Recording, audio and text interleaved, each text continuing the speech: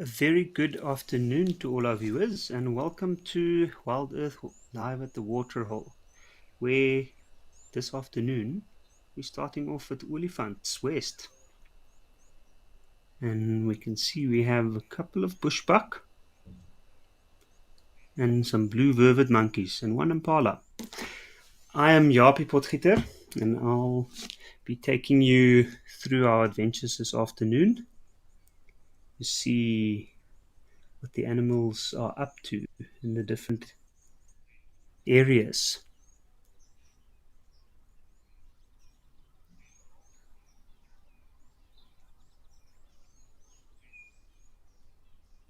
By the looks of it, I can see there's a little breeze going. I know that it looks quite warm though in the distance, and that's why the animals are moving into the shade, I suppose. But what an interesting group of creatures we've got here. Some bushbuck and an impala. One impala ram is clearly feeding off something.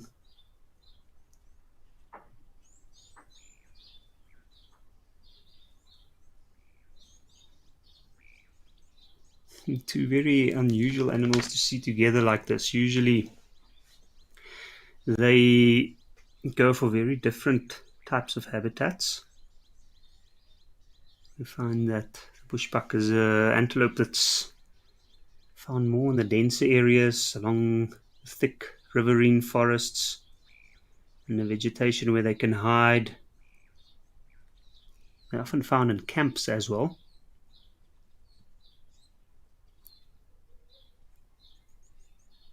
Where they utilize the safety and hide from predators such as the leopard. But the impala, on the other hand, is quite the opposite actually. They prefer the more open areas. Well, at least at certain times of the year, depending on what's available. This time of the year, they do tend to move into denser brush and areas where they're not as clearly visible. They're quite adaptable.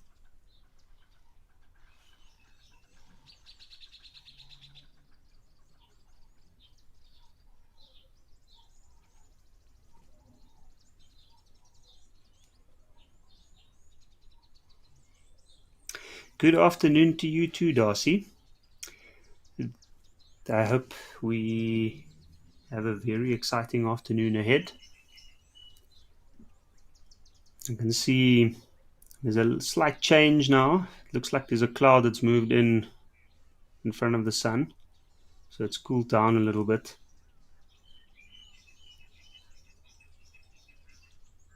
Now, for those of you that's had the privilege of moving about in the bush in the middle of the day when it's very, very hot, it's often quite comforting when a single cloud moves in front and just give you like a few moments of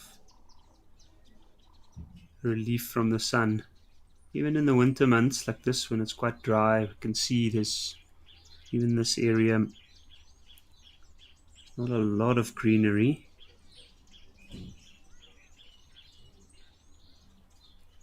And that little bit of solitude from the sun can be quite rewarding. And what I always find interesting, in especially combination of animals that we have here with this little group, is the antelopes almost immediately. You can almost see another little bit of relief when they are moving with a group of monkeys or primates. Often I've witnessed the same with baboon troops moving nearby.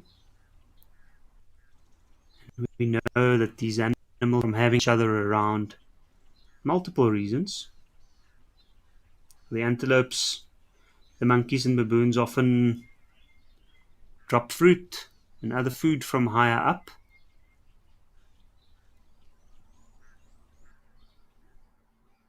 As these animals come and feed off. And then, of course, the extra eyes, the extra vigilance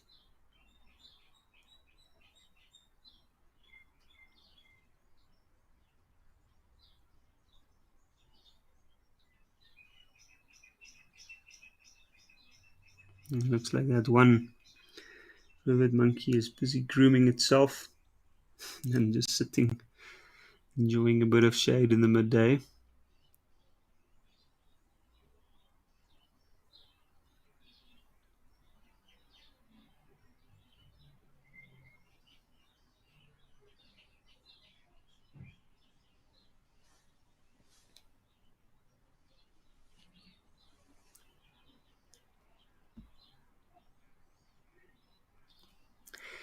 Spasiankov. I have been to Olifants West before. Um, I personally have been there. I haven't had the opportunity to see the animals from this angle on the Africam, so I'm very excited to see that. And what an interesting combination of creatures to start out with. I think what strikes me about this little grouping is the versatility of the impala. Now, I know impala spent a lot of time near water, but in this case, this male impala is quite adaptable, coming into a different type of habitat to look for different types of foods. One of the things that make the impala such an incredible and adaptable creature is the fact that they not only graze when they can and when it's available. They often go for short grass and the sweet grass, but when times are dire and there's not a lot of grass around, like this time of the season, we often see them browsing quite a bit and tend to move on the fringes of the thicker areas.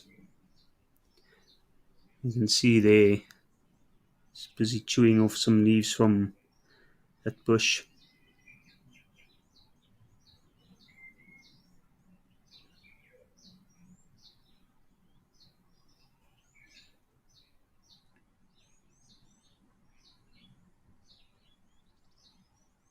The monkey in the front doesn't look very concerned. I'm sure it knows that the other monkeys have got its back. Always vigilant, always looking out.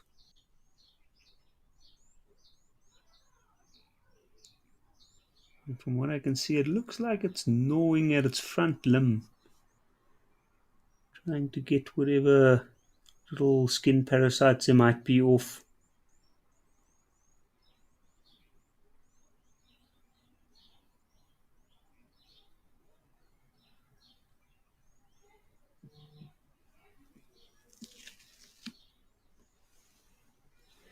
Dean, where can one find bushbuck in the Sabi sand?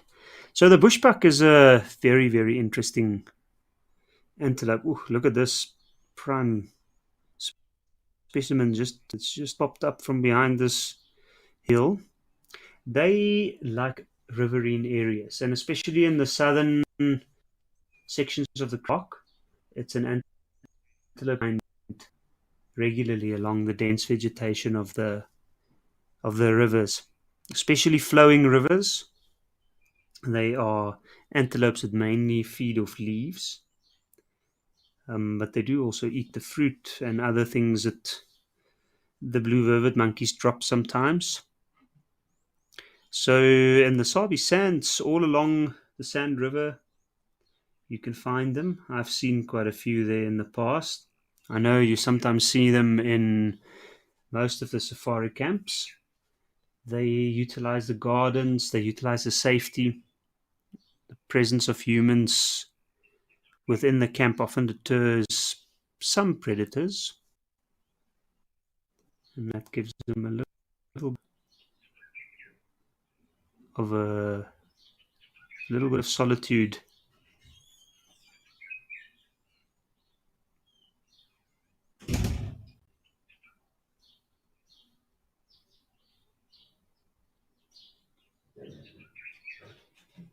You can see there's quite a bit of water there, so this would be a very, very active area. I can see, look at that very clear cut game trail, lots of little indentations in the sand, clear indication to me that there is lots and lots of animals moving down here.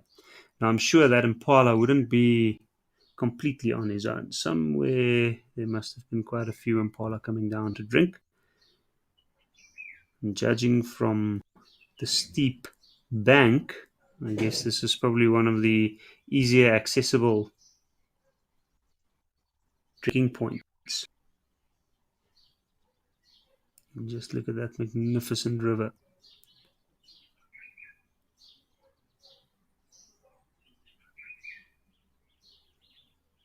One of the few rivers constantly flowing.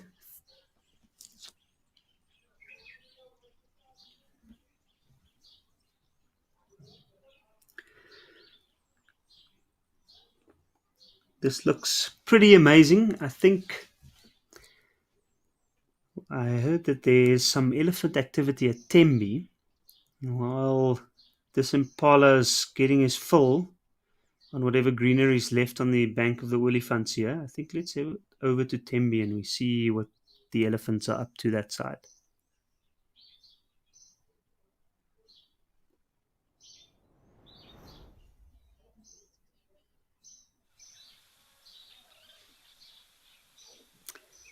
Amazing. Here we have the elephants. By the looks of it, these two elephants are in the middle of something.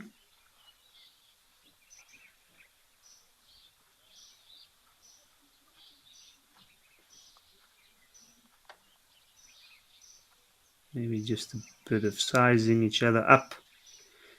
The one on the left's got very impressive tusks.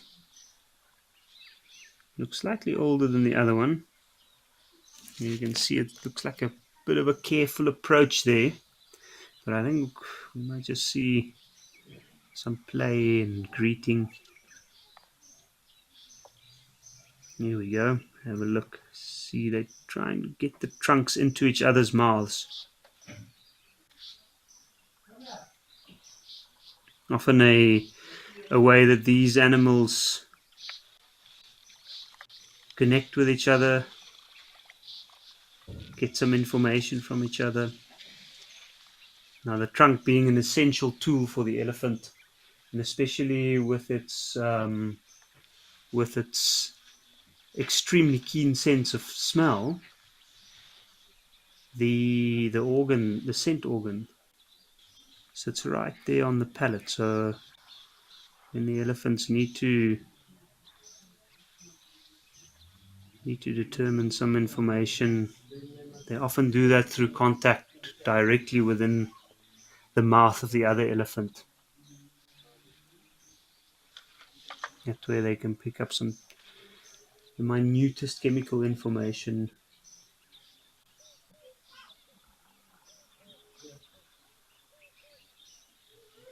And by the looks of it, these elephants are quite relaxed. You can see the one's just resting his trunk on his tusks.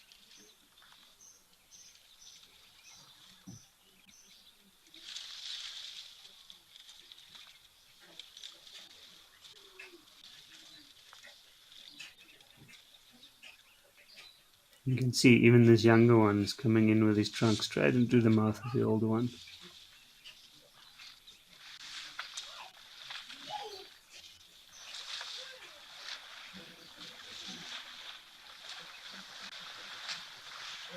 A little bit of a greeting session. It's interesting to see, by the looks of it, it looks like these are all three male elephants. And even yesterday, mostly saw male elephants in and around the watering holes. Knowing from this time of the year, they move about. And they often, especially the larger elephants, might look for the herds moving through. So the herds having young, trying to stay out of the way of the larger males, and also trying to look for females to mate with. Oh, the herds moving away from males looking for females to mate with. They tend to move into areas where there's good food, and they have a almost like a regular drinking schedule. So the younger and older males know that at some point herds need to come down to drink, and the watering hole is always a good spot to pick up any information on what their movements might be or where they might move to. Now, Spas, you're asking how vivid monkeys get rid of their parasites. That's a very good question because they have numerous ways of doing so, and often even just sitting out in the sun also helps with skin parasites. But they do groom each other, which is the advantage of living in family groups and in troops, as the group name for a group of monkeys is. And they can pick each other's areas that's hard to reach, like the areas behind the ears, on top of the head, the back. And then, of course, they'll also bite off and scratch off parasites that's on their limbs, the areas that they can reach. You can see those elephants playing at the background. Now, I saw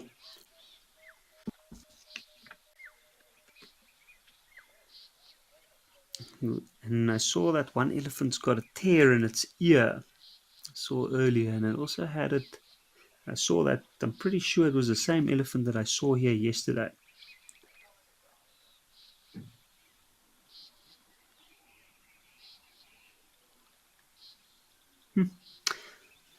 Quite exciting stuff. I think the looks of it, I think these elephants might play around this watering hole for a little while. Um, we have some zebras coming down to the water at Founders, and I think maybe what we should do is head over there and see what the Africam's got us on that side.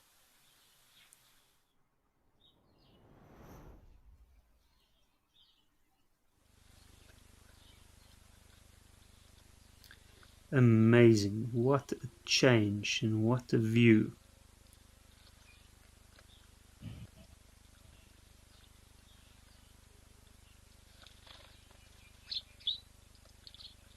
Beautiful reflection, that hilly background with a blue sky.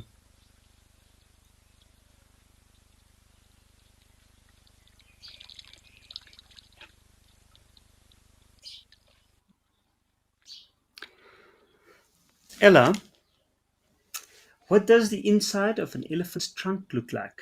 And do they have cavities?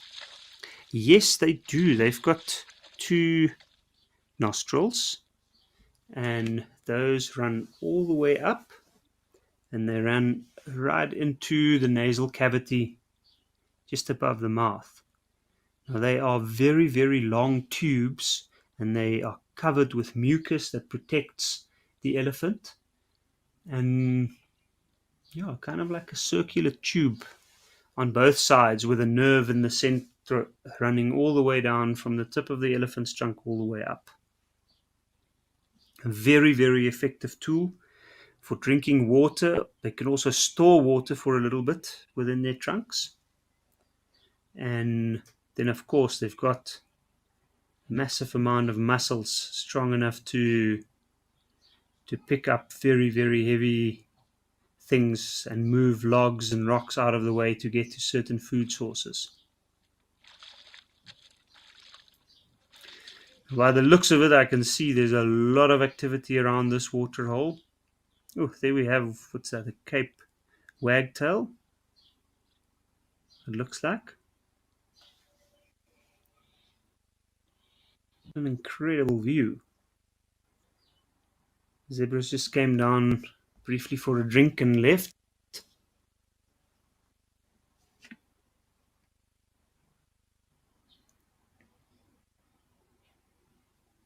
And what is that? That looks like a blesbok.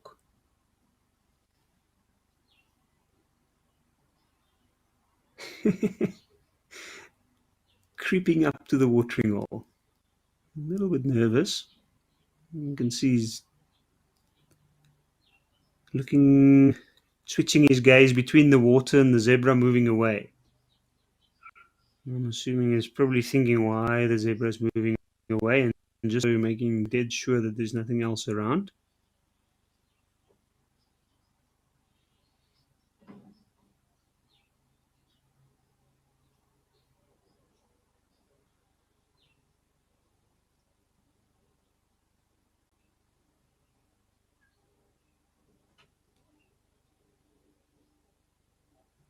See, look at those ears moving. Very carefully fixed on something. Just a flick every now and again.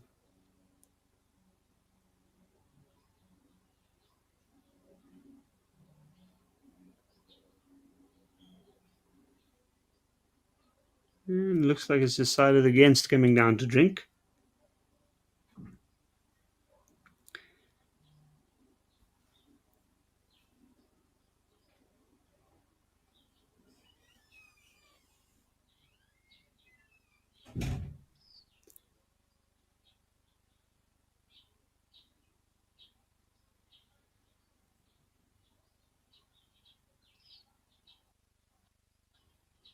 And what a view.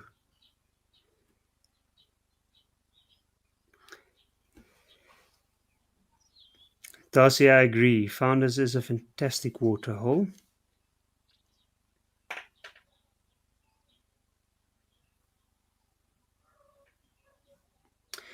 I see. Looks like most of these animals have moved off for now, so let's head over to Cat's Eye View, where we have some elephants, and we can see what they're up to.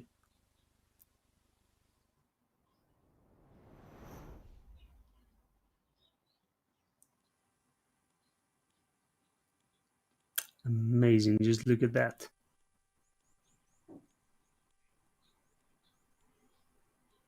And another completely different landscape again. Lots of activity. You can see some elephant dung in the foreground, lots of trampled elephant dung, even some elephant tracks.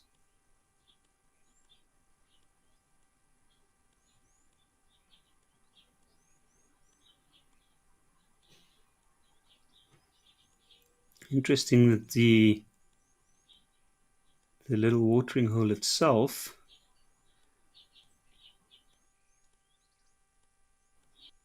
looks a little trough they're drinking back. Some nice clean water. It looks like this watering hole was very busy, so I can imagine it was a little bit muddied up. And Joan, thank you so much. Happy Feline Friday. Very happy to hear that. Let's hope that we do have a chance to encounter some felines later at one of the watering holes.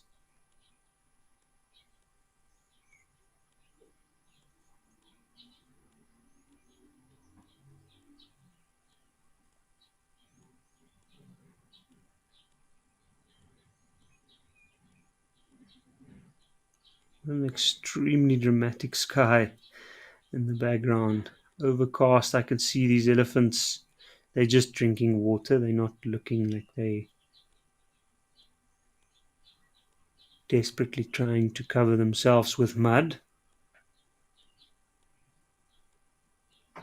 Now I can see what looks like a little bit of a secretion from the side of the big elephant cow on the left hand side's temple.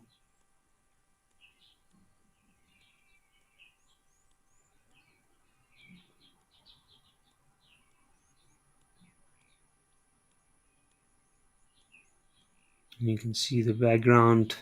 Those trees some look dead, very, very dry. There we've got a nice clear view. You can see it looks like quite a dark secretion coming down. Right there where it starts, in line with the top of the eye, there's a gland there, a temporal gland as it's known. And they often secrete an oily substance which can be indicative of the animal's hormonal state. And sometimes it even proves to show us when the animal's in stress. And what that stress might be from, that could be anybody's guess. This time of the year, especially, you can see even that young one's got a secretion.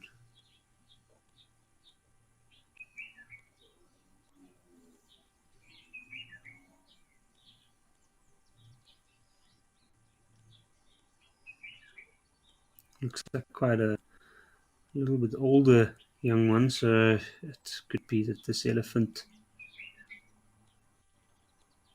is actually pregnant.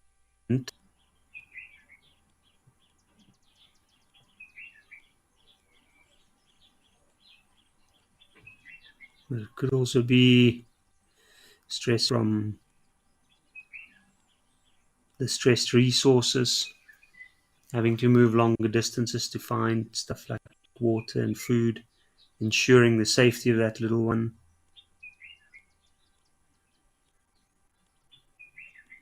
Could even be social stress.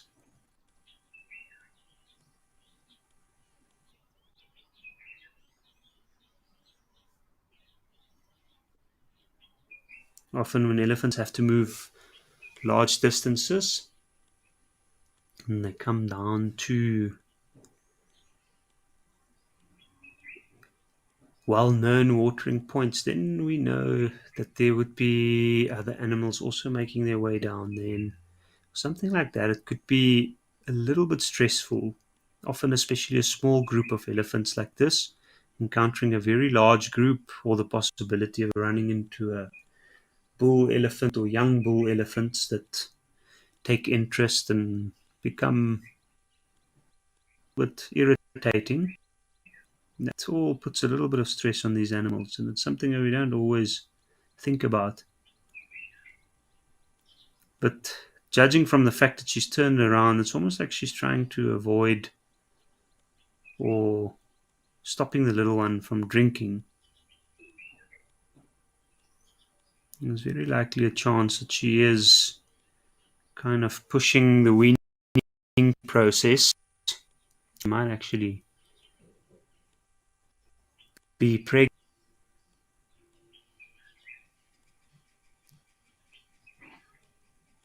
Now, it's very difficult to say for sure, and I don't see other elephants in the area, but there's also a chance that these might actually be related. And judging from the size, I'd say the female elephant on the left might be quite an old female,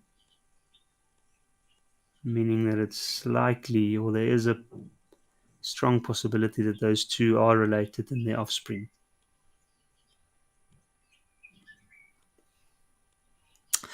All right, I think let's head over quickly. I've seen of a rhino at Founders. So let's head over there and see what's there. Oh, amazing. Look at that.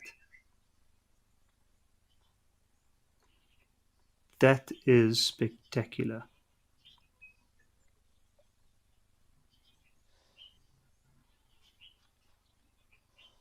And a warthog.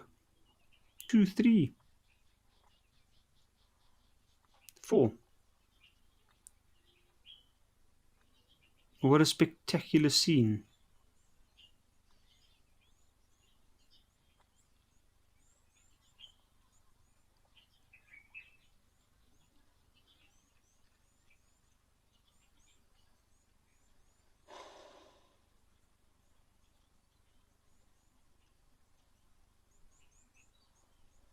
That is amazing. See, the rhino just stopped momentarily to look up as it noticed the warthogs. And once it knows it's warthogs, you can see the ears are rotating kind of in a radar fashion, picking up on the sounds of the animal still moving closer. It doesn't seem bothered at all.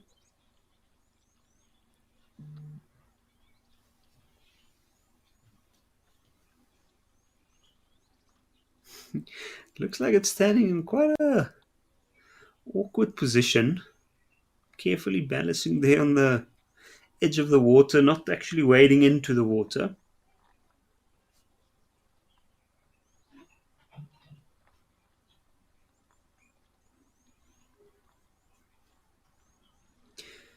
Darcy, the reflection is certainly spectacular. Oh, there we go. Now it's moving into the water. What an incredible sighting. Let's see what this rhino does now. I'm thinking it might be looking for the softer mud there, and it might lay down. I'm really hoping for that. You can see the warthogs have already taken the initiative, but maybe the rhino might move over and try to shoo them off.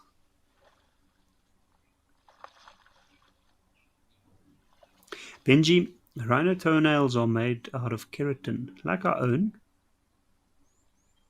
and it is a protein-rich substance, and also the same as the horn.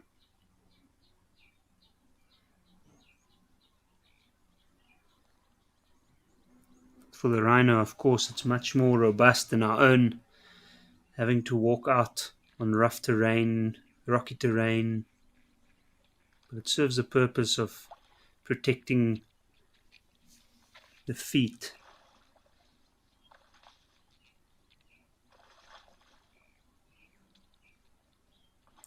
And we refer to them actually as hooves. Here we go.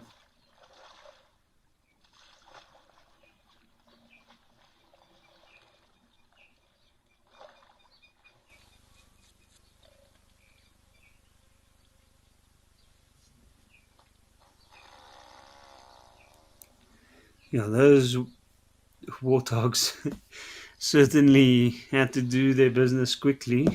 I think a classical example of the bigger animal gets the right of way. They were having so much fun, and the rhino came and just took over.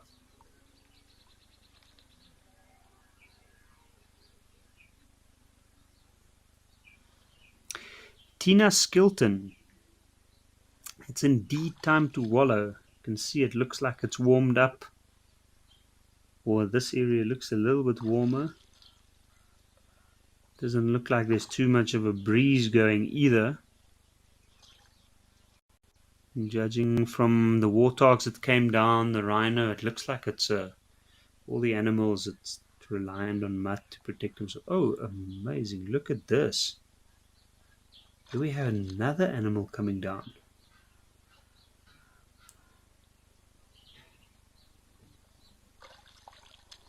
Should be interesting.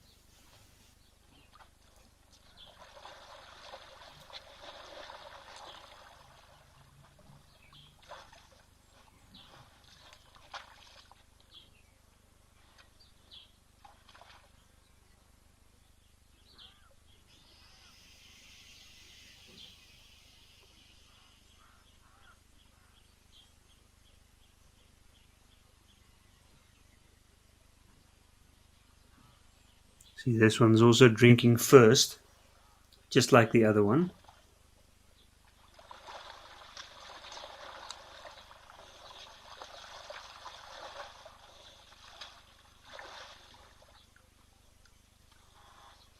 What I find amazing about rhinoceros is they such incredibly big creatures. After the elephants, they're the largest land mammals, at least this white rhinoceros, like these two are.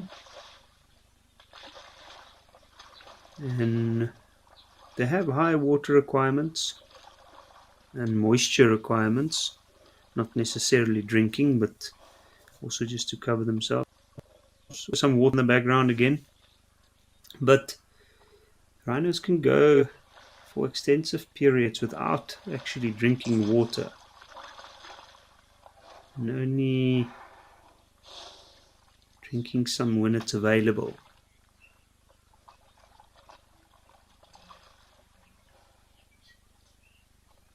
But they do need mud and moisture to maintain.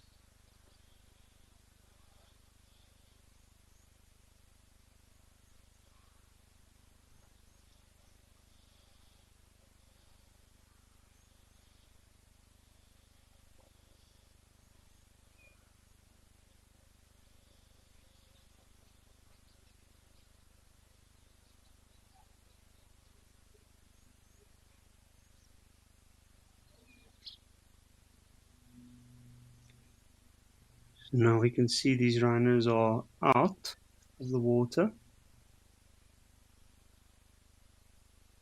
Going for a bit of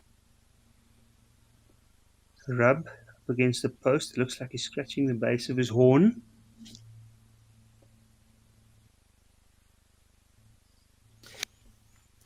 What is the approximate age of that rhino? Male or female? From the looks of it, I haven't had a great view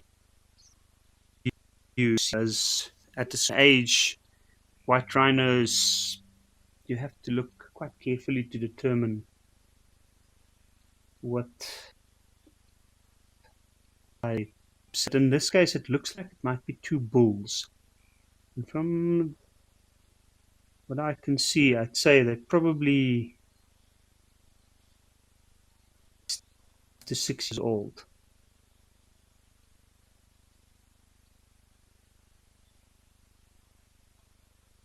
It's also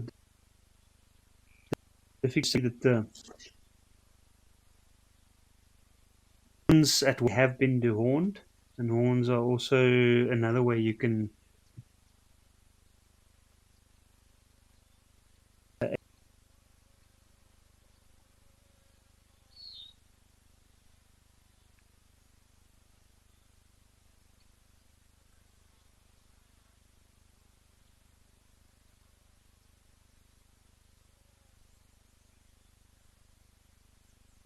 Yeah, from what I can see from now, it looks like it is. Looks like this one.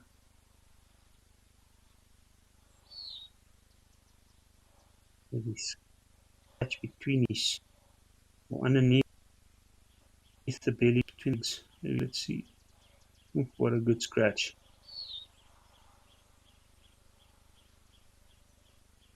Imagine while he's doing that, he's all get into the folds there from as they walk through the tall grass. Those are the very hard to reach areas, and they often use loose stands. You can see that big rock to the left of the tree. It's got lots of mud on it. It looks smoothed out.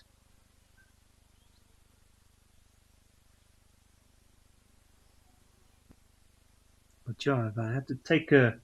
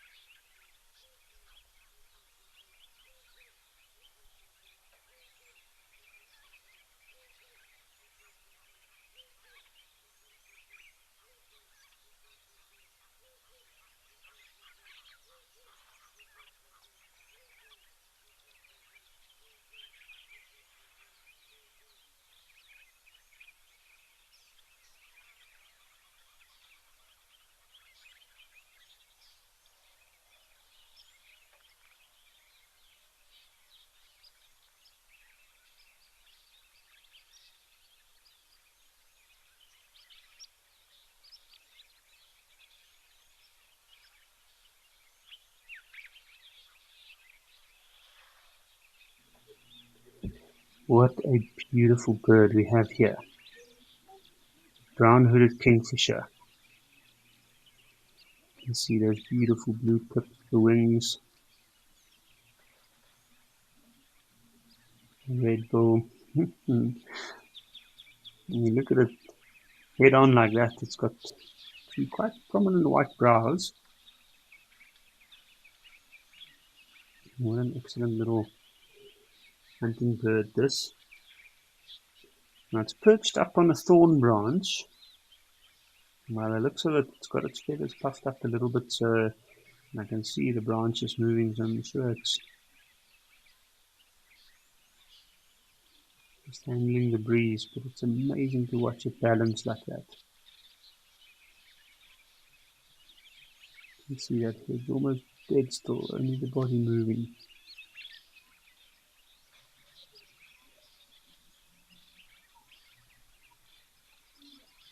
You can see lots of little insects flying around. I'm pretty sure it's aware of a lot of it. I'm just waiting for its chance.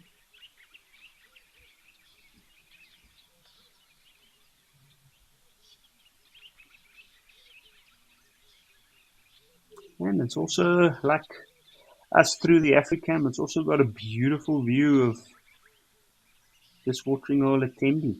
And there we still have the elephants going. And by the looks of it now, we got one on the ground.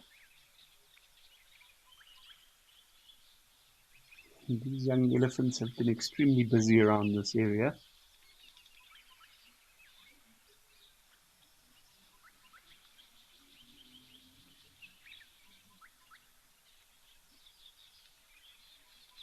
Lots of interesting playful behavior going on here. Pushing back and forth.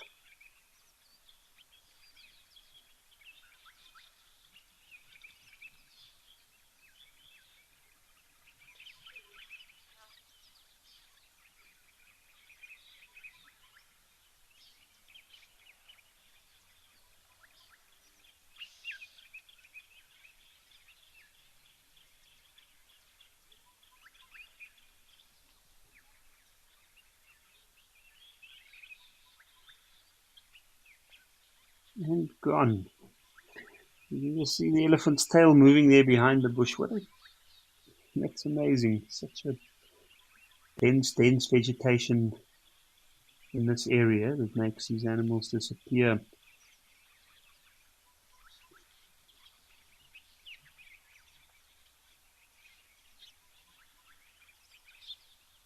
You can see some birds there in the gap just to the left of where the elephants are.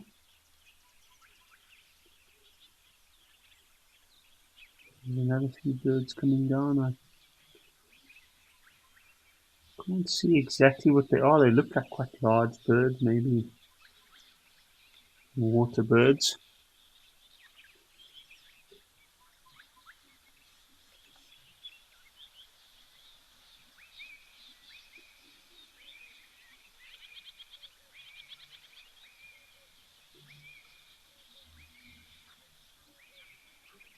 One last elephant disappearing. That's incredible.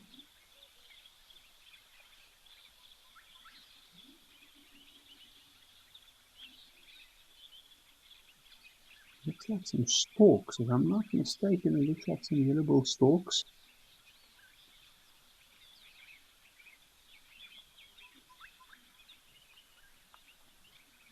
This watering hole is an incredible haven for the wildlife in this area.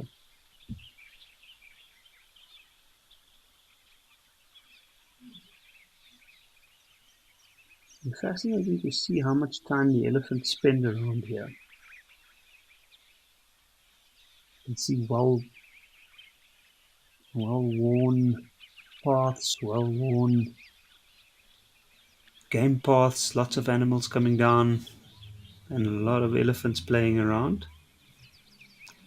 But now that most of the creatures in this area has moved off for now, I think let's head over to Founders and we see what's happening on the Africam there.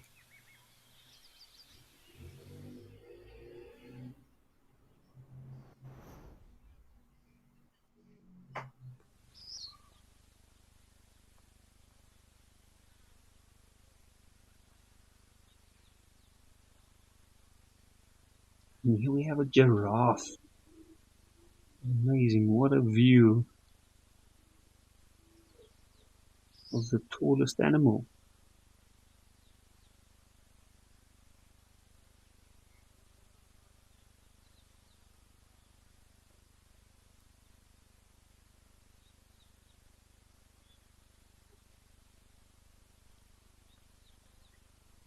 Easy does it. Now that is an incredible reflection. That is for sure.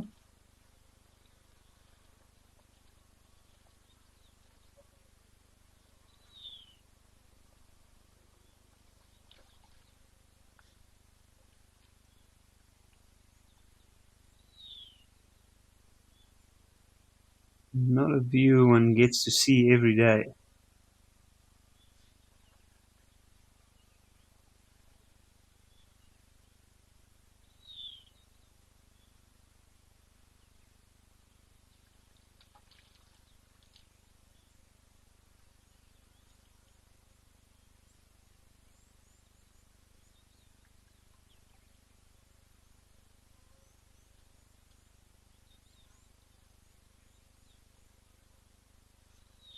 You can see some bare patches on the top of the horns, or as they're known, the ossicones. You can see it's got quite broad base, but the head still looks relatively small, so it looks like a young male giraffe. This already moving on his own and probably joining up with some other young males at points. You can see from that bare patches of skin on top of the horns that it's definitely engaging in some playful fighting. But judging from its clean legs and coat, I'd say this animal is not at an age where it's seriously contending for mating rights within the area yet. That was quite a special moment. Giraffe, being such a tall animal, somewhat awkward. When it comes down to drink, it's quite a vulnerable moment for these animals. You can see it stopped regularly, having a look around. Ooh, another giraffe.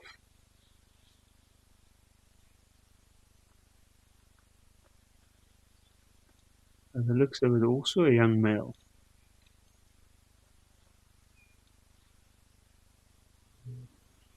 Let's see if this one comes down to drink.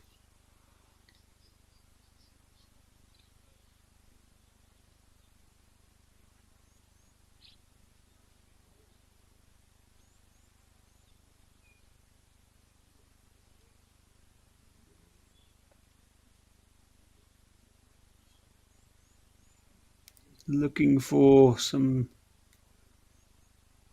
maybe for some greenery up in that tree if there's anything left. Having a good scratch. I've also got an incredible sense of smell, so other giraffes that might be moving through the areas, especially males, rubbing themselves up, they would leave some chemical traces which these animals will be able to pick up. So it provides them with a little bit of information.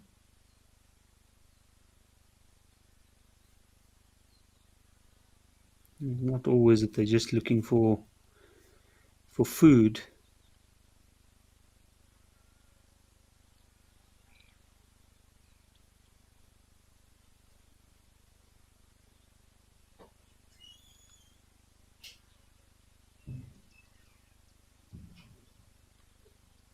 Also regularly stopping and having a scan. Now, it looks, from what I can see, the watering hole looks like it's quite high up on a ridge, which for these animals is quite advantageous, quite a useful place to come and have a drink. While at the same time they can also scan their surroundings. And look at this. That is amazing. Another rhinoceros.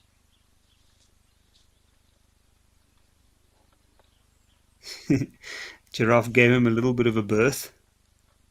Was probably so focused on looking for other giraffe.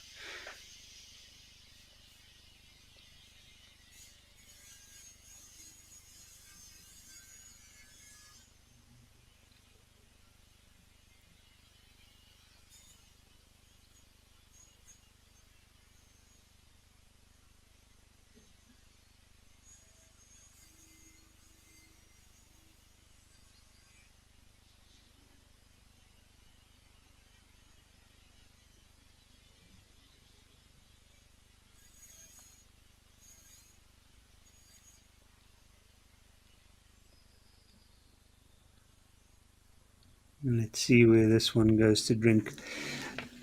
The spot of where they go to drink along the edge of a watering hole is, it might seem like such a simple, straightforward thing, but for a giraffe it's not. You need to have, first of all, sure footing with that elaborate display, slowly bending down, spreading their legs. Can't afford to be making a mistake.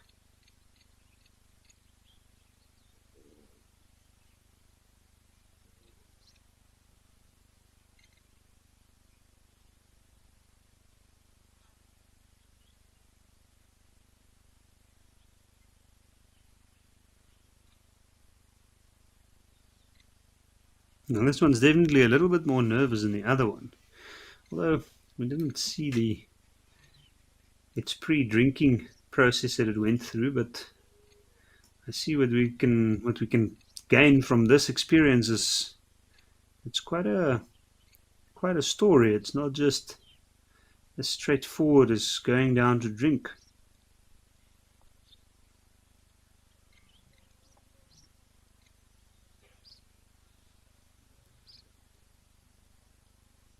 And by the looks of it, this one's not even going to drink.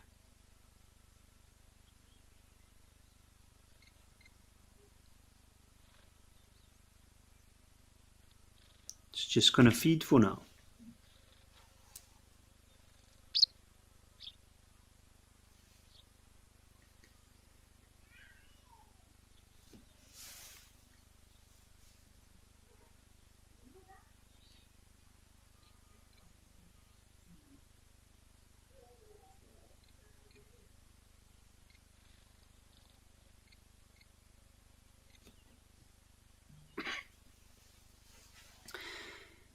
You can see those far off hills there in the distance.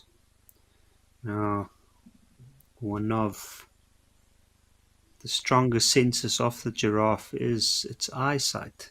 It's got a very, very large eyeball, and it's got incredible vision and the capabilities of looking far and wide and being able to pick up other giraffes. And I've often found that males in the warmer periods of the day, they move up to the higher areas where they will actually have a scan and look out for the females and groups of giraffes that they might want to join. Cat fan, just giving a shout out to Ari, a GM from the US.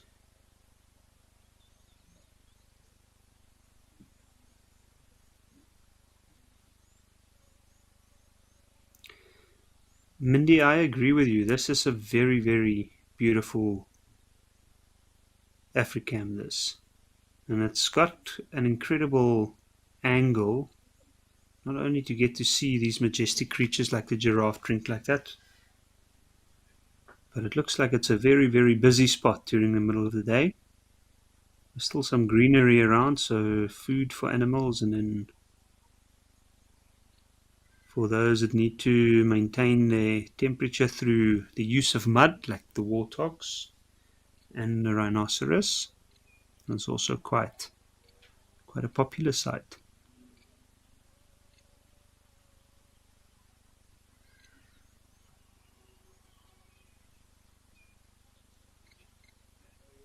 And just have a look. Every time it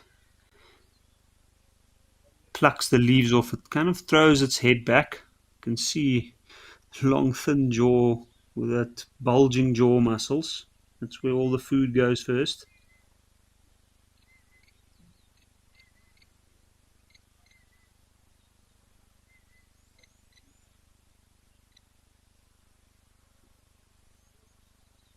And what this giraffe is doing now is it's grabbing the opportunity to feed as much as possible.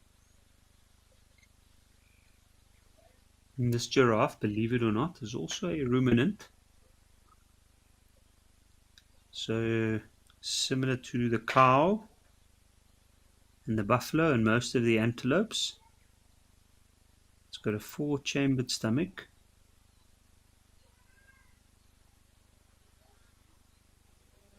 And when food's available, it readily eats.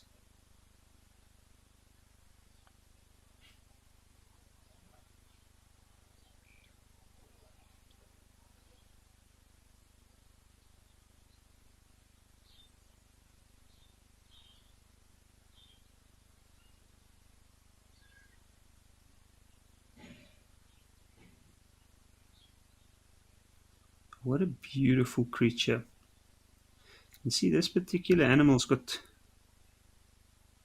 its markings on its skin is quite closely spaced. And then when you get to the head and the face, it's quite white. Now, one of the theories suggested having that excellent eyesight, being able to see other animals from far away, these white markings are quite prominent and they very, very visible over distances. So when he's staring out into the distance like that, he's often looking for those exact white markings on other animals. The skin behind the ears and around the heads. That way you notice each other.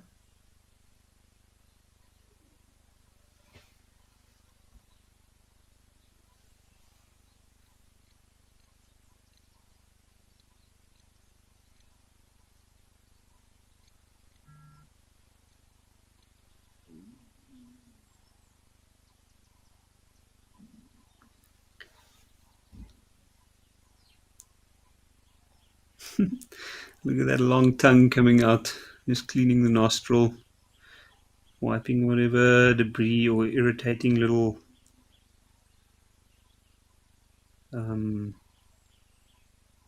things it might have picked up while feeding from its nostrils and from the lips. Vusi,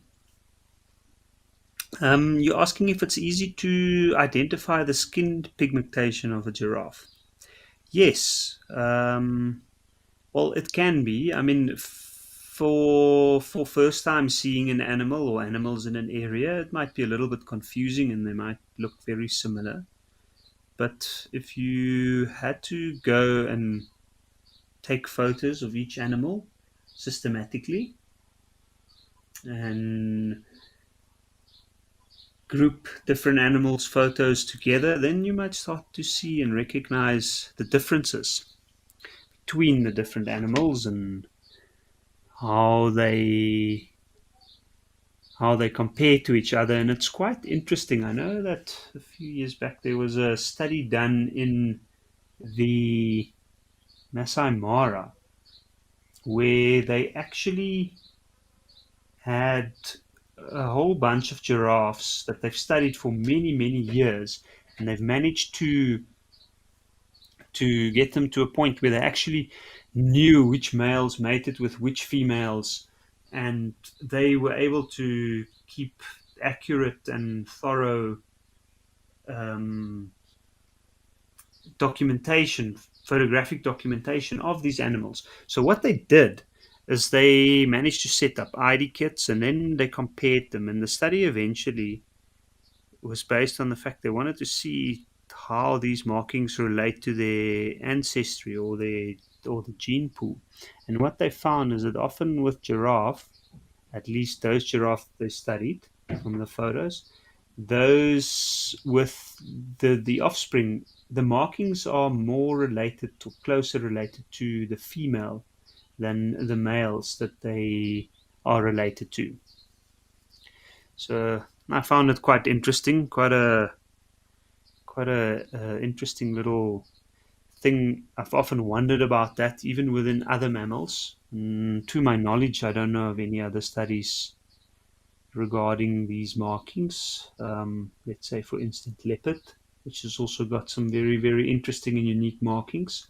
And I've noticed in some of the areas where I've worked that sometimes there are relatable spots on the offspring from the mother side. But yeah, so the markings can be identified. I wouldn't say it's easy straight up from the start, but it definitely can be identified. Nowadays, they've also used a lot of AI actually to help with identification processes. And there are open source programs available on the internet where people or citizen scientists, the people traveling through national parks, if they manage to get clear photos of certain animals, you can feed it into a system on a web browser, and then those photos will go and they'll be run through a database. And based on the individual markings of each animal, granted that they're clear, they can associate and match them with already existing individuals on the database. And I know a lot of the larger conservation companies studying dynamics of animals in certain areas, like, for instance, the Kruger National Park in South Africa. It's a nice way to get the public involved in these valuable research projects.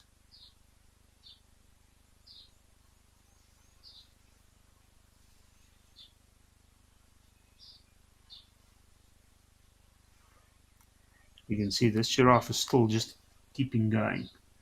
He's having a lot to eat there. I'm pretty sure he's just stuffing as much as possible, and a little bit later he might start the digestion process. But let's see. That tree, judging from its very dark green color and still having leaves this time of the year, I'm sure its tannin levels or chemical defense is very, very high, meaning that it might actually have given this giraffe a bit of a dry mouth. So let's see if he's coming down to drink now.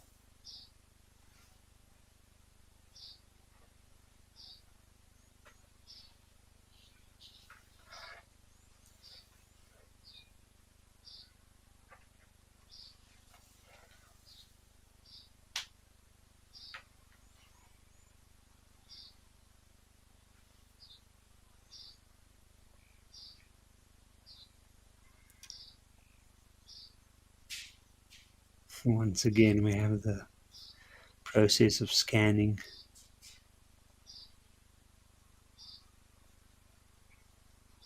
Carefully examining its surroundings.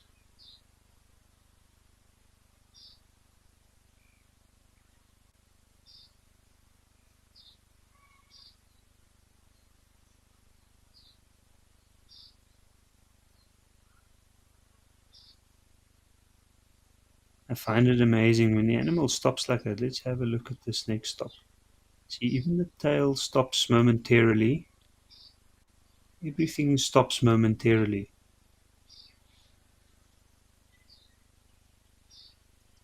I think we can take that as a clear indication of the amount of concentration that goes in that. And we know that watering holes are not only popular for the general game and the herbivores, but also for the predators. And with giraffe being such a tall animal and having to go through such a vulnerable position to actually drink water.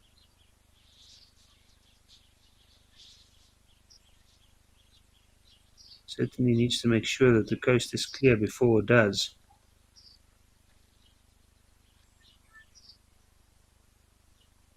Mindy, I agree. What a gorgeous animal. Especially this one. Quite a majestic animal.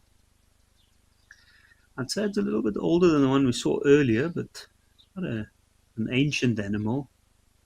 You can see from its head, it's still looking rather decent.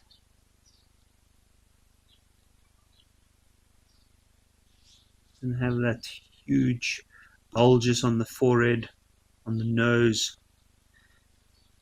The older these males get, the worse they start to look. In fact, it's quite an interesting thing they have when they get born, those ossicones or ossicles, the horns. They lay flat, they cartilage, and then eventually they start to rise up. And for male giraffes, roughly 4 to 7 years of age, they start to attach onto the skull through a deposit of dermal bone. And that dermal bone keeps getting deposited, and the skull size and weight keeps growing. And I remember reading once that there's a rough estimation of the weight. Apparently, a male giraffe of about 15 or 16, its head would weigh double the size of one of about 7 or 8 years of age. Of course, they use them as weapons. Weapons to decide who is the most eligible male in the area. I can see this guy using that same branch as he did earlier to scratch himself.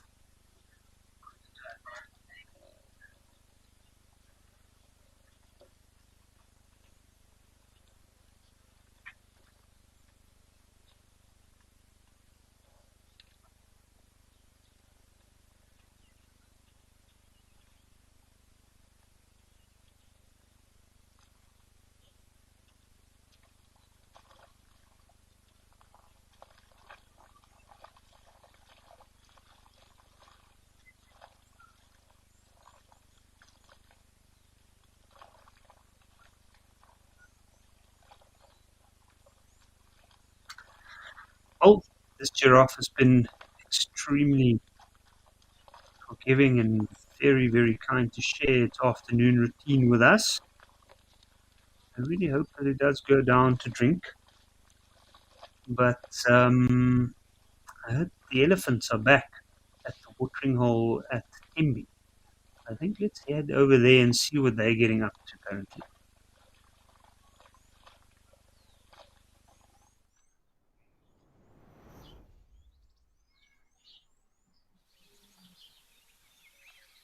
Oh, wow.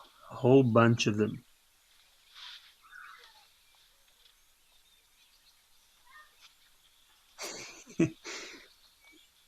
All just standing around. To me, it looks like they are checking each other out. Always wondering. You can see two youngsters at the back coming in hot there. You can even see a bit of a dust cloud rising there. There we go. I wonder if it's the same two we saw earlier, but they've been pushing each other up and down all over that bank.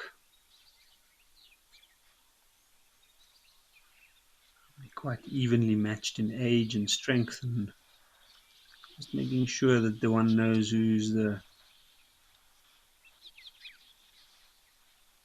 higher ranked one of the two. But it's quite interesting, even when they're standing around like this, like these elephants are, they're very, very aware of each other and what they're doing.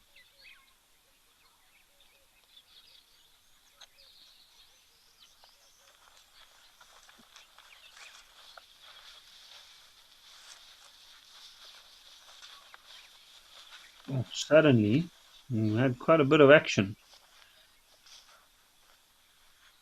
All of the elephants just decided to have a go at each other.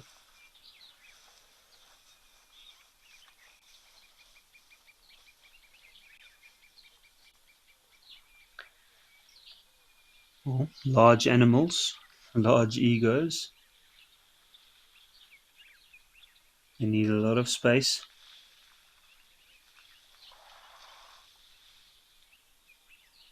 And where these animals do get together around a certain resource, like this watering hole, we often find that there's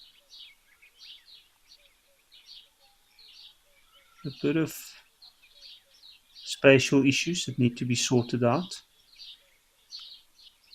You just need to determine who has the right of way.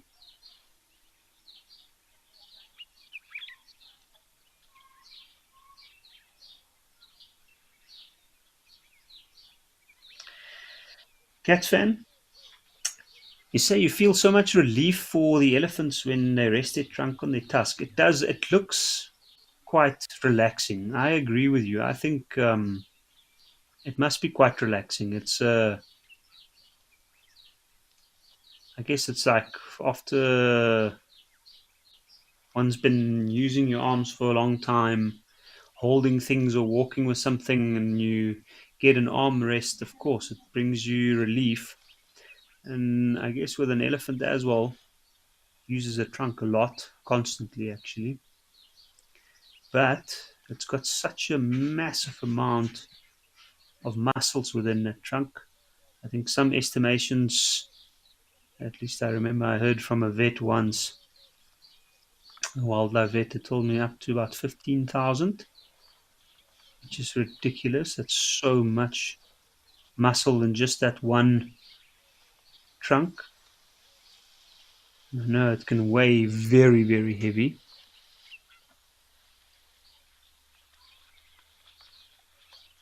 It's incredibly strong. And you can see in the back there where those two elephants are pushing each other around. It's almost like they have a little bit of a musical chairs going on there. One waiting on the side just to jump in once the other one moves out.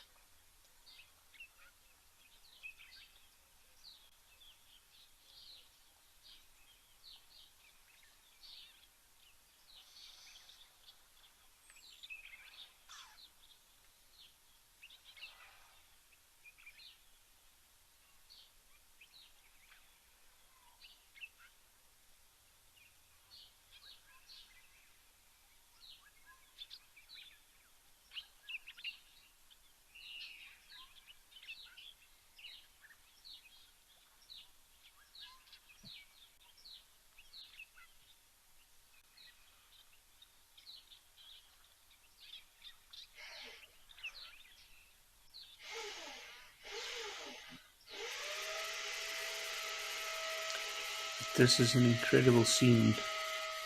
And these young bulls, I'm sure, with the time of the year, the herd's having to move up and down to go find specific food sources in specific places. I am assuming that the males needing a little bit of different food sources, they utilize this watering hole constantly. So they stay within this general area. And that's why during the heat of the day, they have the time to spend around these areas. not only for the available food but also for the water.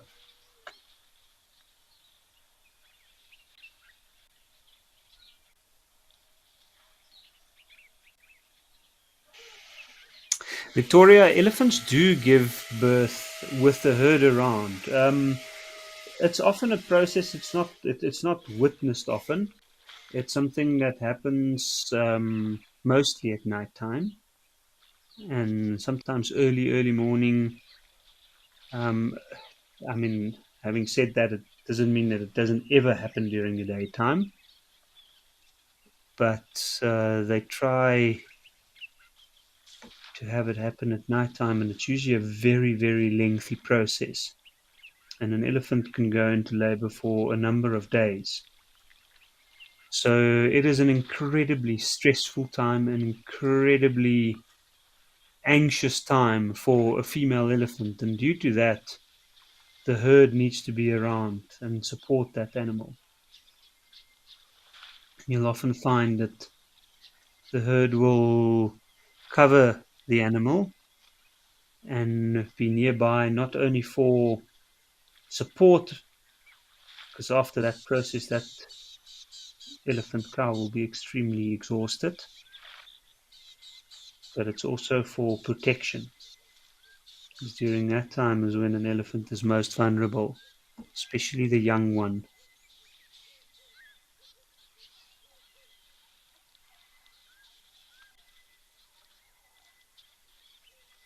And here we have the brown-hooded kingfisher again. It also looks like a black-capped bulbul. It's just flown off in the background.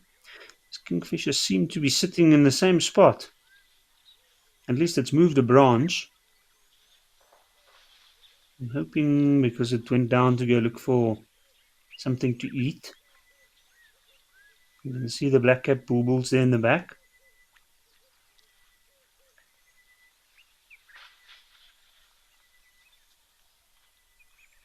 The kingfisher is carefully focused. Oh, and there's an elephant rising up in the back.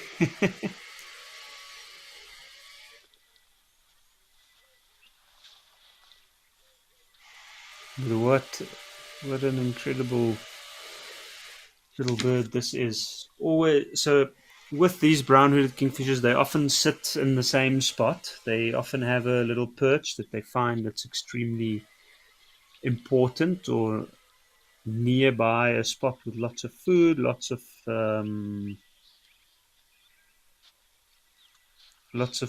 good opportunities. And I'm assuming this one not being right on the water's edge, but closer to these little dust wallows that the elephants have dug or created there. I'm assuming there's quite a lot of insects and other things that hang around there.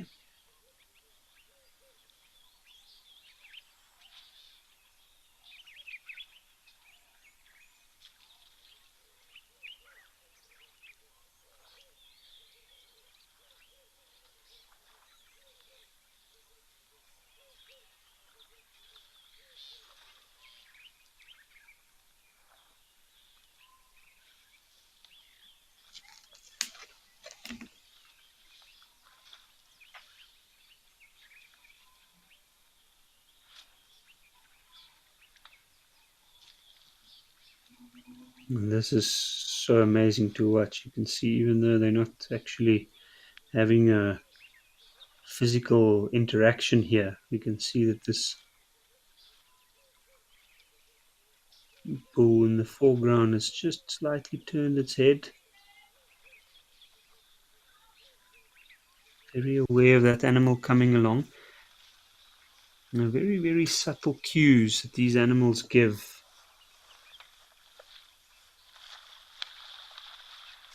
And that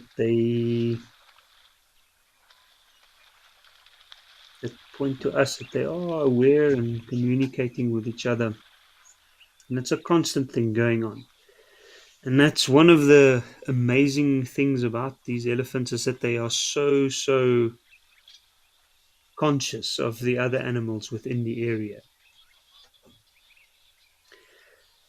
John, I no, I can't say really that I have been in an elephant sighting where I might have been in danger. I don't really think about it in that way. I rather think of it as a an intense negotiation situation where you need to make sure that you communicate the right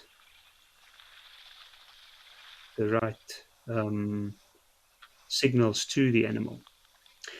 Well, so I've just heard that there's a leopard at Jabulani, so I think let's go over and have a look there.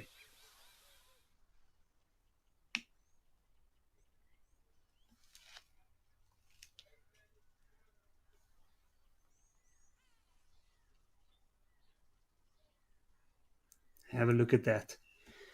Spot the leopard. What an incredible creature. You can just see the tail moving and the head moving.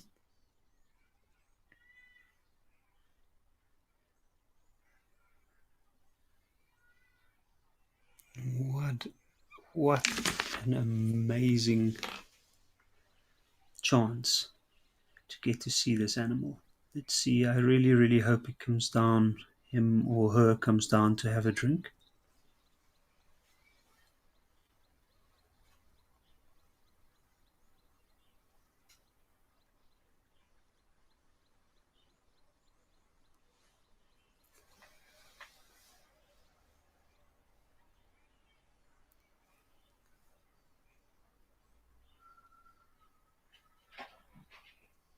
This is amazing. Look how carefully blended in that animal is. Absolutely no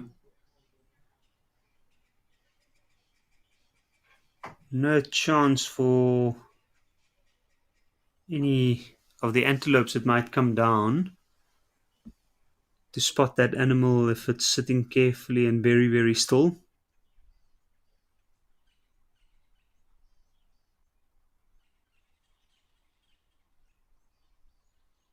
Oh, what just happened there?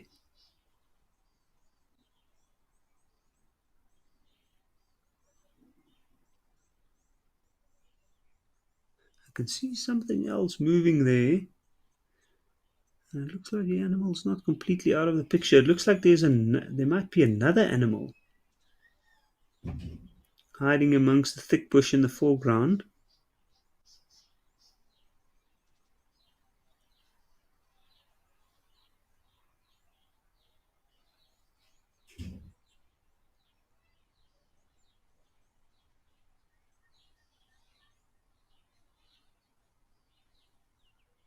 This is extremely exciting stuff. Yeah, it looks like the animal's coming back. So the reason why I'm saying I think, oh, there we go. Look at that. Amazing.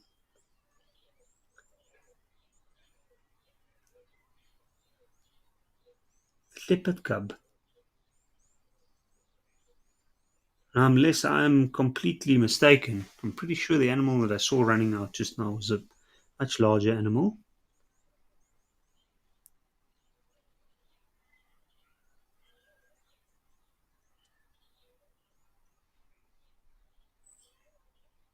This is unbelievable. How lucky are we?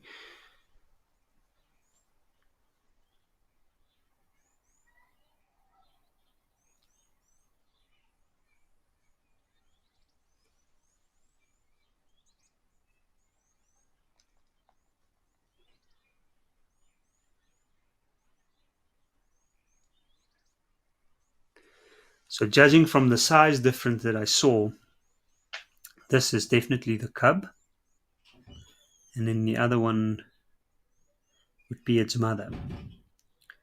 I mean, one can never say for sure, but it's very unlikely that it would be another large leopard. Although, having said that, I have seen two half siblings in the past where we were busy tracking leopard and we came across the previous daughter of the female leopard whose cub we were looking for. and we found her playing with the new cub of the mother, which was incredible. That's why the leopard to me is one of those amazing creatures. It's definitely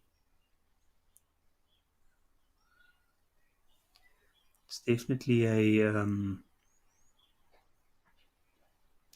very much a hidden and secretive world, but I think there's a lot that gets revealed through the opportunities we get when we do see moments like this in their life. It reveals to us that they might actually be a little bit more social than we always give them credit for.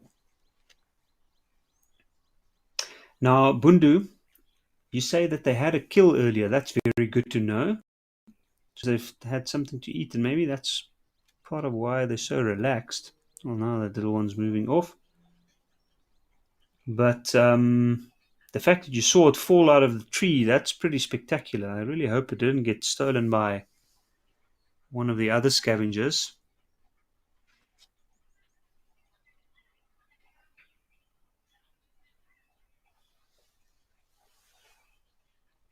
Now let's see. On the water's edge, always an interesting spot. I'm pretty sure there's lots to play with, lots to grab the attention of a young leopard.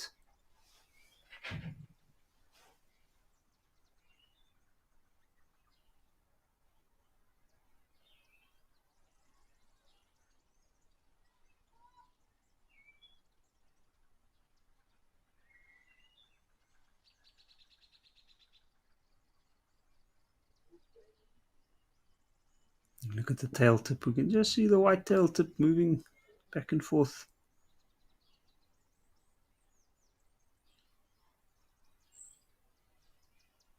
A little bit of excitement and also contemplation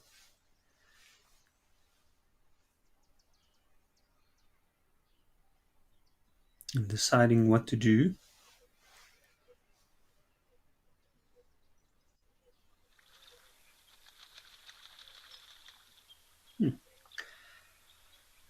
And we're back at Tembi.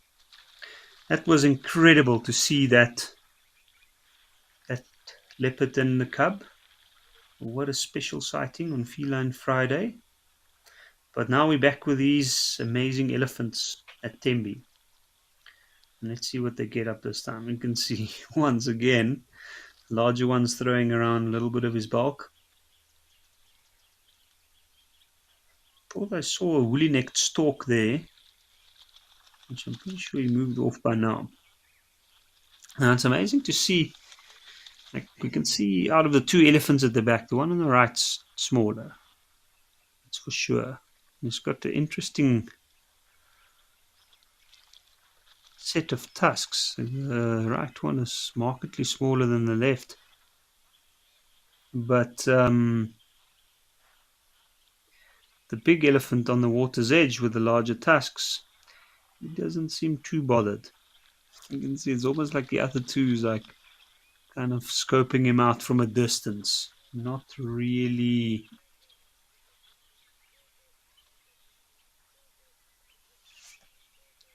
pushing too much.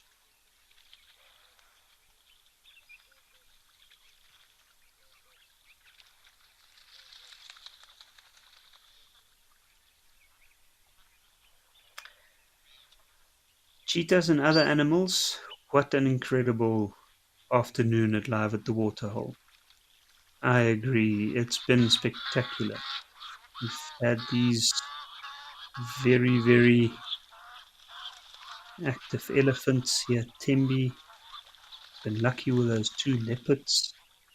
Fat rhino, giraffe.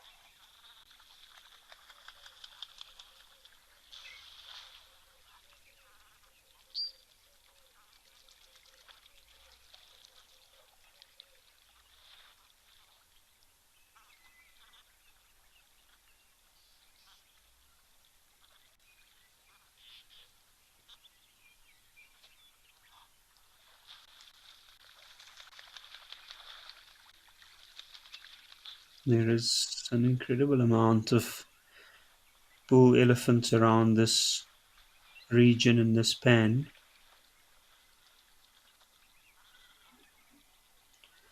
And judging from their behavior, I mean, we've seen them push each other around and so forth, but it doesn't seem like there was any serious animosity towards each other. So my guess would be that all of these elephants are quite aware of each other in terms of they know each other, they know that they're around.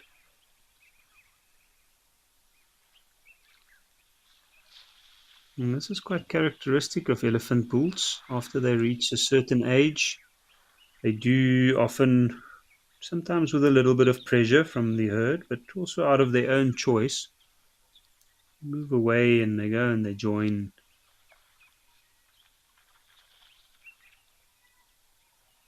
groups of bull elephants. And there they further learn from each other,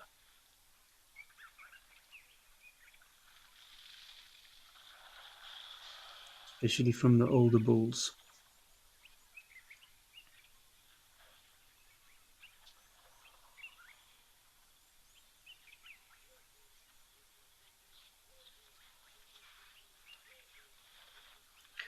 This is quite interesting.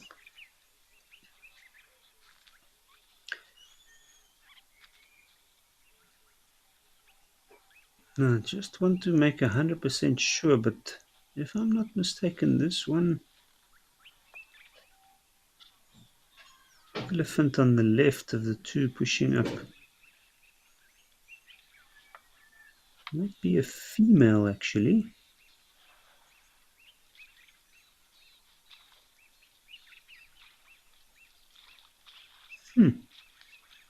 That's an interesting change in the dynamic.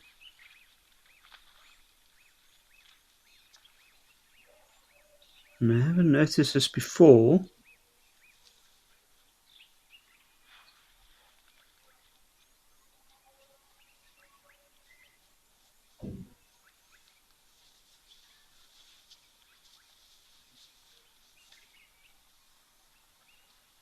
Indeed, it does look like a female. Very, very interesting. Maybe that's why these bulls have been so interested in that animal. Now, the fact that she's on her own, I don't see any other younger animals or what looks like other herd members. I would make the assumption that this cow is obviously in heat.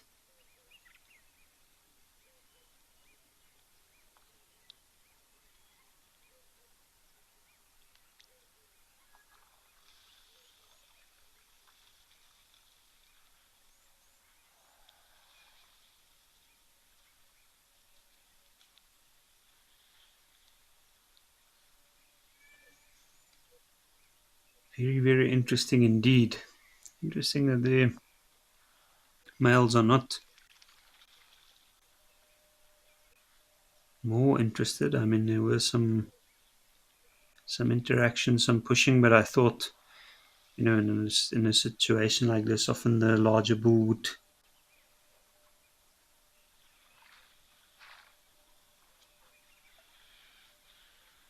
probably make his way towards her. But then again, I mean, there might also be elephants out further away from the water that we can't see, and maybe that cow just took the chance and braved the group of young male elephants around the water to come and have a drink.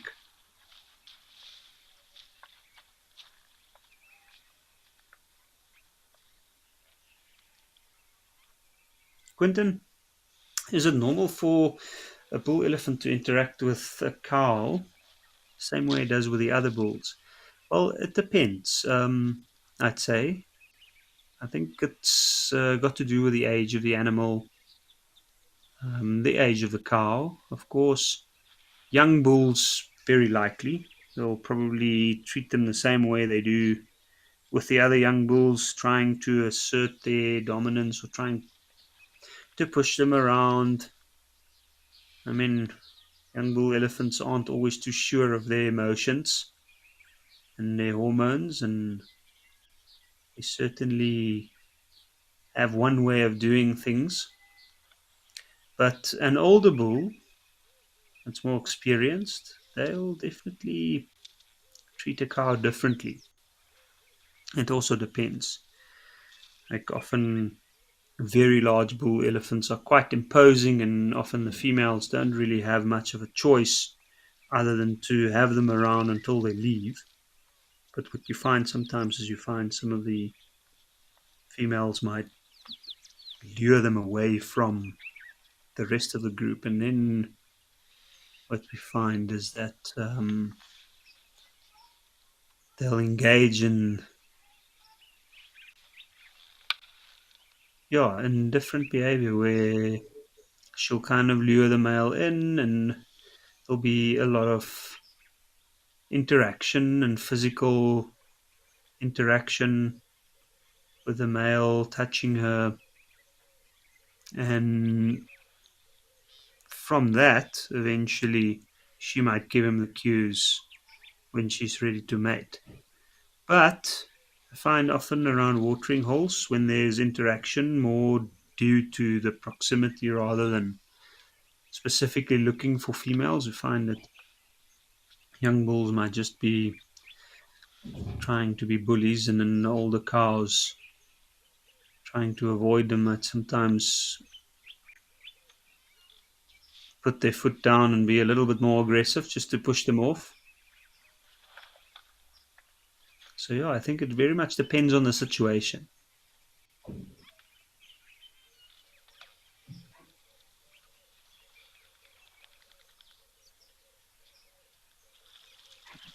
Certainly not always like these two young bulls are going at it now. Let's have a look. Now the bigger guys coming over, you can see immediately they leave what they're doing.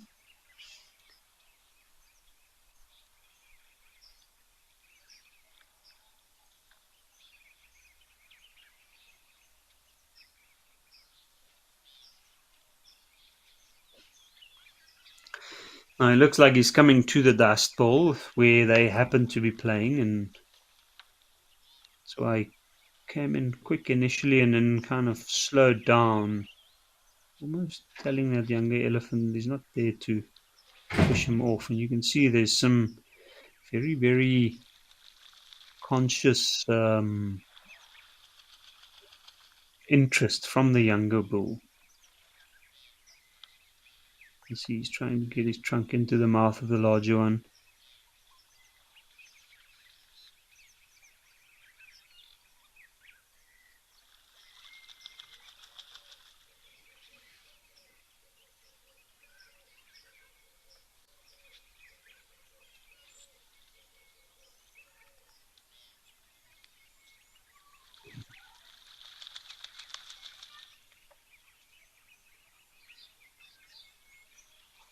And sometimes, even though these male elephants are not related to each other, they do build their bonds and they do learn from each other. And that's exactly what we're seeing, what's happening here.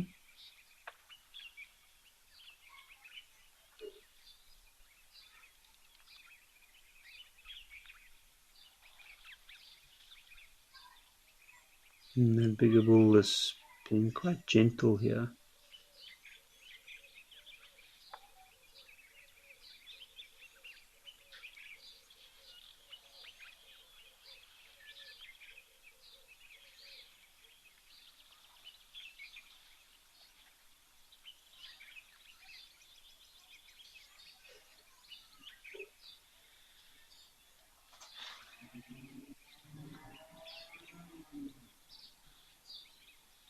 And that's quite interesting. A bit of a shake of the head there from a younger one, almost telling that bigger one to keep his distance, as if he's pushed him off. Elephants can be funny to watch.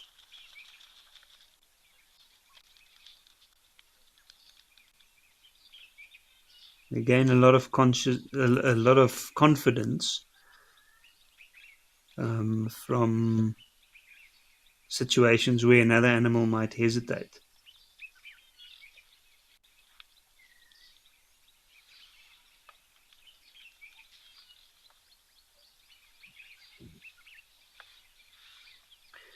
Cat fan, this is indeed elephant drama. That is for sure. Lots going on here today. You can see these young elephants have a lot of things to figure out still in their lives going forward.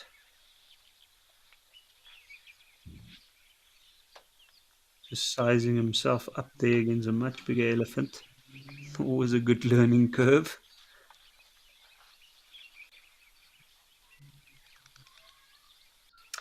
And I see, Catfan, you also remarking on the fact that they put the trunks in each other's mouths. So, is it a way of saying hello, or is it a sign of submission? Now, that's a good question because the fact that one elephant would approach the other one in a way that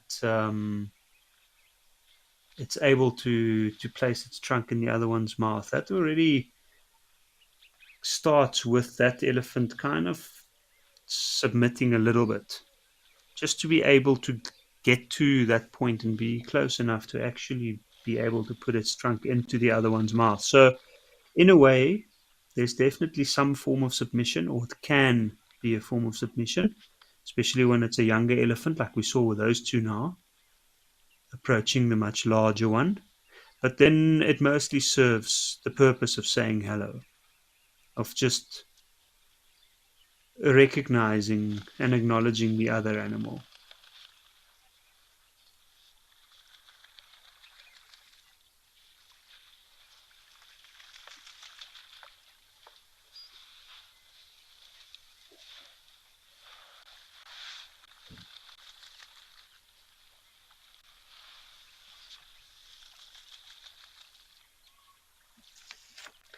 These elephants are incredibly pushy around this watering hole. Pushy but gentle.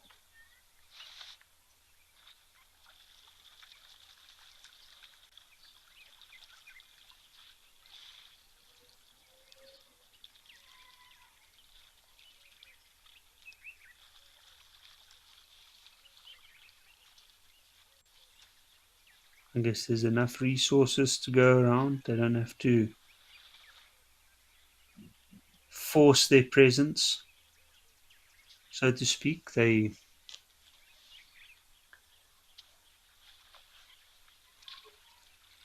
kind of accept the fact that the other elephants come down.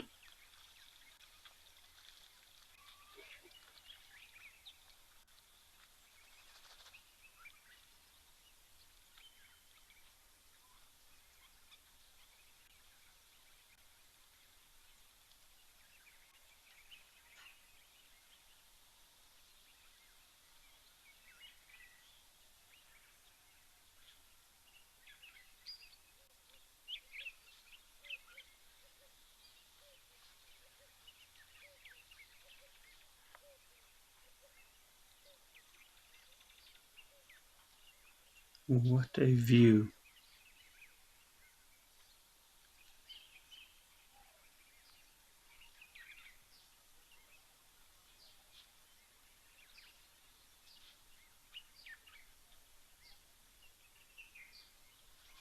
So much going on around here. I can see some Egyptian geese down by the water's edge. Saw some woolly-necked storks, yellow-billed storks earlier. Lots and lots of life going on here.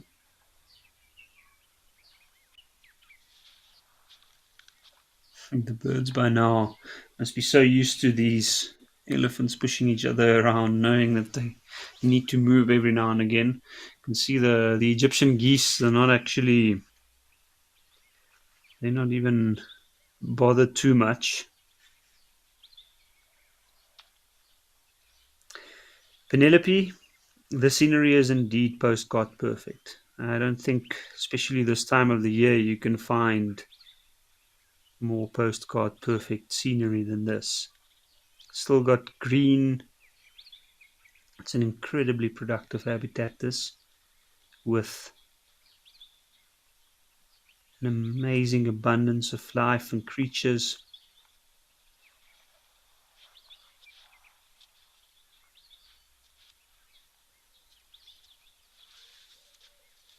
A truly wild place.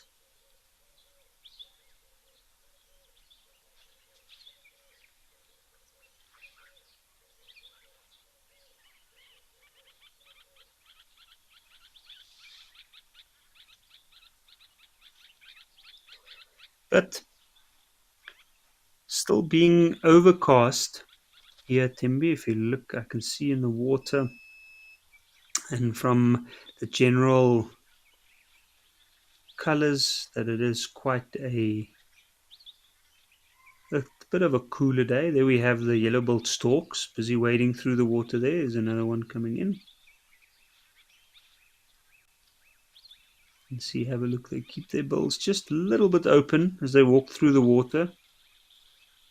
Incredibly sensitive, trying to feel for whatever might be in between that plants there. Anything moving, they might go. Oh, there, the one's got something. It looks like a fish. Amazing.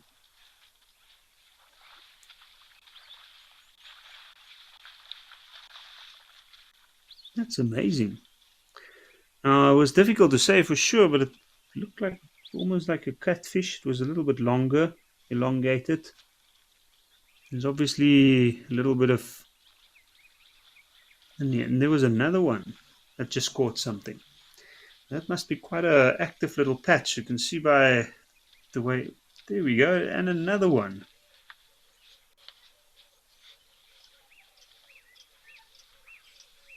Oh, they certainly struck gold there in that corner of the pan.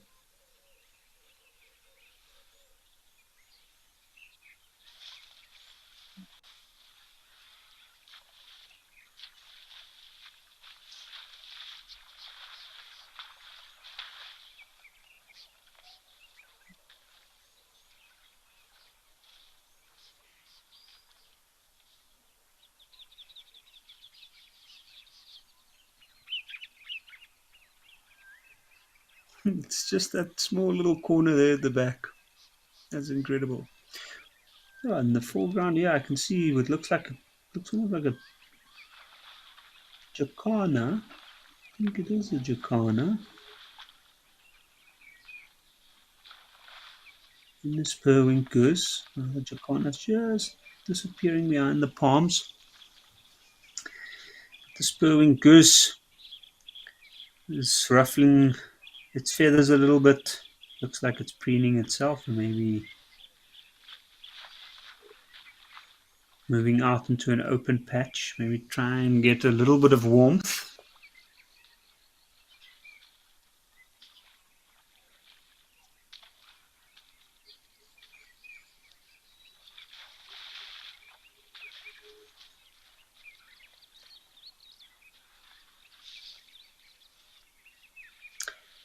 Here comes the elephant. Let's see.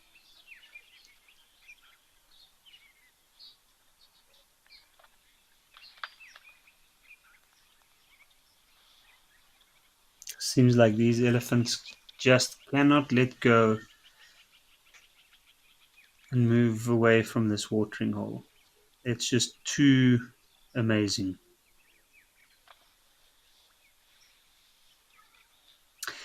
Well, what an incredible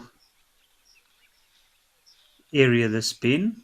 But I think let's leave these elephants for now and we'll head over to Tau Lodge to see what Africam has got us there this afternoon.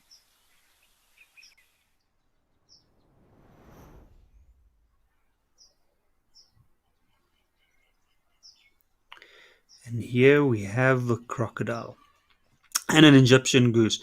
I can hear that Egyptian goose is just making quite a bit of noise there. Certainly at the crocodile.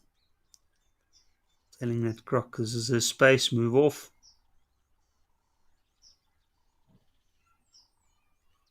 Believe it or not, even with all their ancient heritage that the crocodile might possess, the Egyptian goose can be quite intimidating, quite imposing.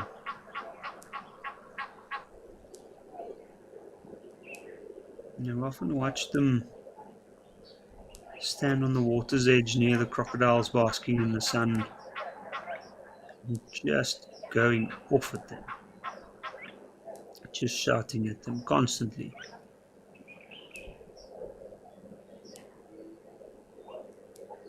And crocs have pretty good hearing, and I can't imagine it being comfortable to be hearing that going again and again.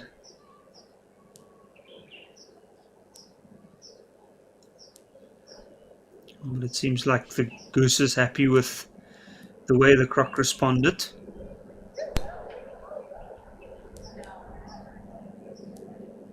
I've always wondered, sometimes I've seen the goose move very close to the crocs. And I've often wondered if the croc would try and go at it, but I guess from experience, the goose knows its limits very well.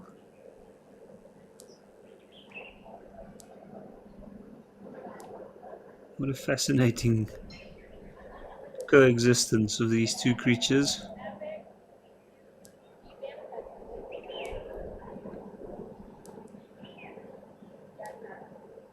But if it wasn't for that little piece of yellow-green from the crocodile, that animal would have been almost completely out of sight, perfectly hiding in this muddy pool.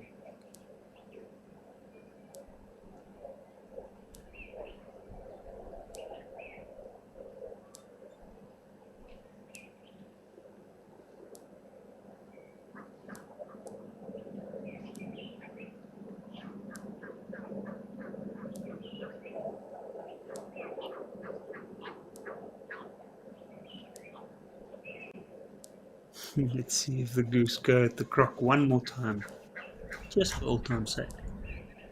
Looks like it.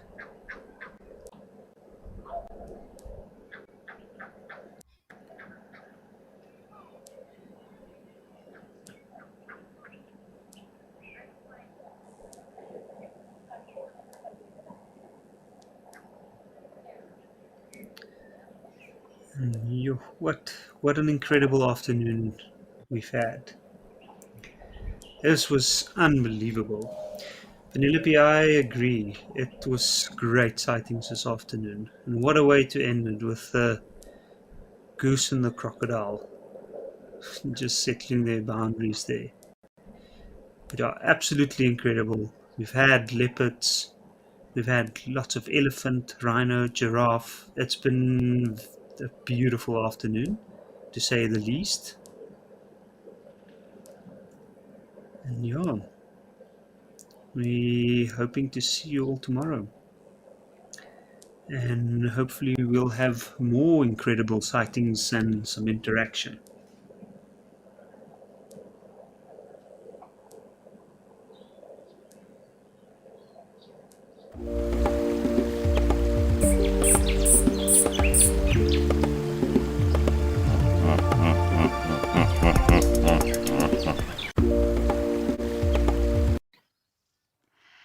Well, hello and welcome everyone. My name is Amy, and this is the show where we look at the highlights from our sunset and sunrise drives over the last 24 hours.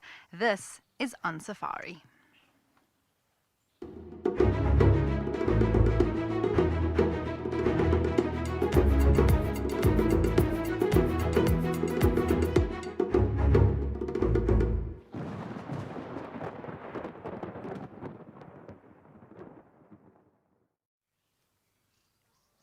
Well, once again, a very warm welcome to all of you watching. It's so good to have you with us for our On Safari show. And we have a jam packed 30 minutes planned with so many highlights from yesterday and today that we're going to try and do our best to squeeze in for you. Yeah, it's been a day filled with a lot of cats, but also some elephants, some incredible little special sightings here or there. So we're going to try and